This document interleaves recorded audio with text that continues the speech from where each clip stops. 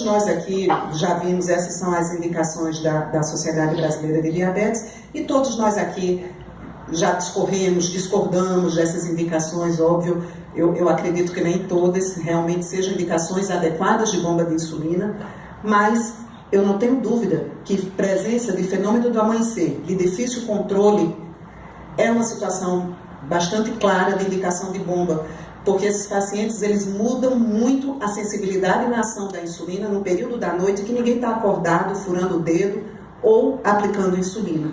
Então, de fato, eu acho que essa talvez a melhor indicação de bomba de insulina, associada à indicação também de pacientes, por exemplo, crianças com menos de 5 anos, que usam doses muito pequenas, e que nem com a caneta de meia unidade, que já é um recurso que para a criança é super útil, nem com a caneta de meia unidade a gente consegue fazer doses milimétricas, do tipo 0,3, 0,4, uma unidade de insulina nessas crianças lactentes, por exemplo, baixa a glicemia de 200 a 300.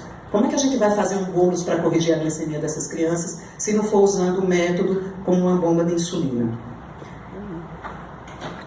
Bom, não é colocar a tecnologia que está tudo resolvido. A gente precisa não só educar o nosso paciente, mas ter entendimento sobre a prescrição e o dia a dia dessas pessoas. Então, aqui passando pela questão da bomba de insulina, não estou aqui disposta, né, não é o palco para a gente dizer, faz o cálculo da dose total diária de insulina, reduz X%.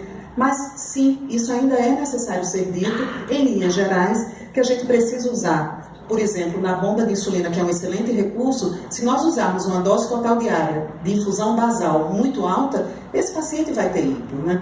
Então, não é só colocar uma bomba que está tudo resolvido. Vamos calcular essas doses de maneira adequada, utilizando aproximadamente 40% a 50% da dose total diária de insulina prévia na forma de basal. Quanto menor esse indivíduo com diabetes, com esse diagnóstico, menos insulina na forma basal ele deve usar.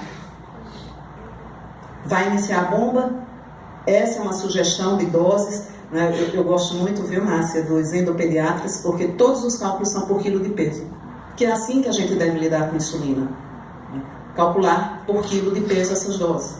Então, esses são princípios que a gente poderia seguir para fazer esses cálculos, lembrando que, bom, calculei, ficou com 0,4 unidade nas 24 horas, de acordo com o cálculo que foi feito. Fisiologicamente, não é assim que funciona. Quem não tem diabetes tem uma sensibilidade, e quem tem também, melhor a insulina em determinados horários. Em outros horários, essa sensibilidade vai por água abaixo. Por exemplo, durante o período do amanhecer.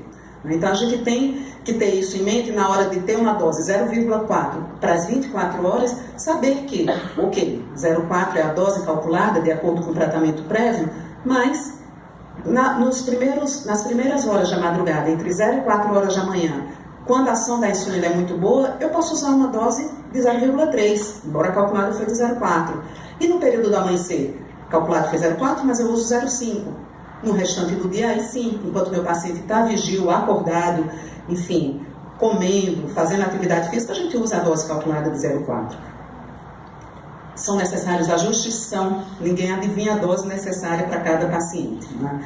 E a gente tem alguns parâmetros pensando numa queda que é fisiológica da glicemia de um pós-refeição para a próxima refeição. Se houver um decaimento de 30 a 60 mg por decilitro, isso está perfeito. Menor do que isso não é tão adequado, e uma queda superior a 60 mg por decilitro expõe o paciente a risco de hipoglicemia. Bom, esses ajustes, eles têm um foco inicial nos ajustes no momento da madrugada, enquanto o paciente dorme, é bastante importante. Só para vocês terem uma ideia como a gente tem que calcular, mas não basta calcular uma vez só, tem que recalcular toda vez que o paciente está na nossa frente. Veja que a maior parte dos pacientes, essas informações eu tiro de um site de usuários de bomba de insulina. Tem canadenses e ingleses. É um site que nos dá muita informação de usuário, né? E o que é que a gente vê aqui? A grande maioria usa entre 4 a 5, a maior parte deles usa entre 4 a 5 basais diferentes no dia. Porque a insulina não age, como eu já falei, da mesma forma nas 24 horas, né? Então é importante a gente pensar nisso também. Esse é um outro pontapé inicial para a gente trabalhar principalmente com crianças, né? Levando em conta que o fator de sensibilidade, uma unidade de insulina para essas crianças provoca um decaimento muito grande. Então, para, por exemplo, crianças menores que 2 anos, nós usamos um fator de correção ou sensibilidade, estimando que uma unidade baixará essa glicemia entre 300 a 350. Já a relação carboidrato-insulina, óbvio que eles vão usar doses menores, mas não é uma dose tão pequena quanto a dose da correção. Tanto que a gente vê que crianças entre 12 e 13 anos que usam de 75 a 100 de fator de correção já estão usando relação carboidrato-insulina parecida com de adultos. E como é que fica entre esses usuários de insulina, dos insulin pumpers? O que a gente vê é que a grande maioria usa entre 7 gramas uma unidade de insulina até em torno de 18 gramas uma unidade de insulina, sabendo que pela manhã a grande maioria vai usar entre 5 a 8 gramas uma unidade de insulina, e no período noturno, no jantar, a grande maioria vai usar para cada 20, 25 gramas uma unidade, porque a ação da insulina é melhor, né? Bom, bomba para mim é um recurso bastante interessante. E aqui tem uma funcionalidade na bomba, basal, bolos, tem uma funcionalidade que é difícil fazer com caneta, com seringa, que é a cobertura de gorduras e proteínas quando a gente exagera. Que é um bom exemplo disso é a pizza, né? O que é que a gente vê com a pizza? Esse estudo não é recente, é de 93, quando a monitorização, como a Gabriela falou, estava despontando. E o que é que a gente vê, né? Isso aqui é a ingestão de pizza com o bolos imediato, contou o carboidrato, fez o bolos para o carboidrato. E aqui é a mesma coisa, só que usando uma estratégia nova de bolos, que é o bolos prolongado, para pegar o aumento provocado pelas gorduras e proteínas que acontecem normalmente 3 a 6 horas após a ingestão, que é isso aqui. E se mantém elevado se a gente não der uma cobertura. Então, para mim, sinceramente, esse é o maior diferencial do tratamento com bomba de insulina, é a gente poder cobrir de maneira mais adequada. Basal é basal, bolos é bolos. Bolos prolongado não é basal, é bolos. Só que hoje a gente não cobre com as canetas e seringas. E aqui é interessante a gente ver, né, que essa estratégia tem sido como contar proteína e gordura e como cobrir adequadamente esses pacientes. Mais ponta de dedo, quer dizer, mais tecnologia no nosso dia. E o que é o fator de correção para que ele consiga, de uma maneira mais fácil, se ele se dispuser a fazer a dose dele de bolos. A gente pode sim estabelecer uma relação gordura-insulina, proteína-insulina e testar essa relação e avaliar qual, com certeza, essa é uma melhor estratégia do que você ficar contando o que dá 100 quilocalorias, depois você transforma isso em 10 unidades, a mesma quantidade que você usaria para 10 gramas de carboidrato. Vamos pensar nisso, gente. Vamos tentar estabelecer uma forma mais fácil de cobrir essas proteínas e gorduras nos dias que os pacientes exagerarem, né, na sua ingestão de proteína e gordura. Esse é um outro problema com bomba de insulina, né? Vocês vejam que aqui no Brasil, que os pacientes não recebem os seus insumos de maneira adequada. Aliás, nós estamos numa crise grande, ninguém está recebendo nada, exagerando, mas está faltando em muitos lugares, né? Acredito que aqui também.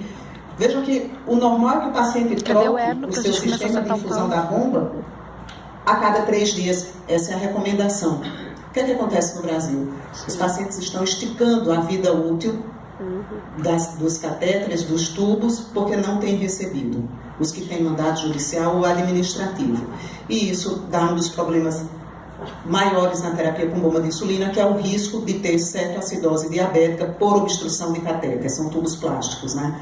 Falando sobre a monitorização da glicose intersticial, nós temos disponíveis 2 métodos, o Freestyle Libre e o Enlight da Medtronic. São 2 formas de avaliar a glicose intersticial, que tem diferenças, né? Tem um delay de 5, 4, 5 até 12 minutos relacionado ao que está acontecendo no sangue capilar. Bom, a acurácia, que é a primeira pergunta e o que nos interessa mais, no primeiro dia essa acurácia é reduzida em torno de 15%, 18%, e sim, fica por 14 dias fazendo a medição, no caso do Freestyle Libre, com uma acurácia variando entre 10% a 12%. Essa redução da acurácia é maior em momentos que a glicemia está subindo ou descendo, por exemplo, no pós-prandial. Ele nos ajuda a identificar, por exemplo, como é o caso dessa minha paciente, hipoglicemias importantes. Tudo isso aqui, pessoal, são hipos que a paciente apresentava, sem sintomas, porque ela passava por hipo noturna várias vezes. Quer dizer, ela tinha um tratamento bom, insulinas boas, mas tinha hipo todos os dias à noite e perdeu a sensibilidade não por neuropatia, mas por estar tendo hipos tão frequentes. Então ele traz informações de fato úteis como essa. Olha o decaimento entre a hora que ela dormia e a hora que ela acordava. São informações que para a gente no dia a dia são realmente importantes. Bom, em relação ao controle glicêmico, com a primeira iniciativa de medida subcutânea, que é a monitorização contínua da glicose, a redução é em torno de 0,3%, que foi aquela que você mostrou, ainda está muito boa porque são em adultos. Mas levando, né, Gabriela, levando em conta adultos, crianças e a população inteira, essa redução ela é em torno de 0,3%. Um sensor aqui, uma bomba aqui, um catéter por aqui, um fio por ali. Então, não é algo que todo mundo se dispõe a usar de fato. Esse estudo é bastante interessante porque comparou múltiplas doses diárias de insulina basal e bolos com a bomba acoplada ao sensor. O que é que nós tivemos? Né? Uma queda da glicada no período do estudo e no período de extensão, período final de 6 meses, aqueles pacientes, aqui são os pacientes então que usaram a bomba acoplada ao sensor, sem ainda ter parada de mexer na infusão basal. E o que é que nós vimos aqui? Quando os pacientes que estavam em múltiplas doses, que tiveram um decaimento menor, fizeram crossing para o braço, que mudaram de terapia e passaram a usar a bomba acoplada, eles tiveram uma redução, mas barraram ali no 7,5, 7,6 de glicada, que era o que tinha o outro grupo também. Uma outra questão interessante, depois a bomba começou a parar a infusão de acordo com o valor da glicose. Esse foi um passo mais interessante, né? Que é a bomba que a gente chama hoje de 640. Então ela pode suspender, inclusive, com a predição que vai haver uma hipoglicemia.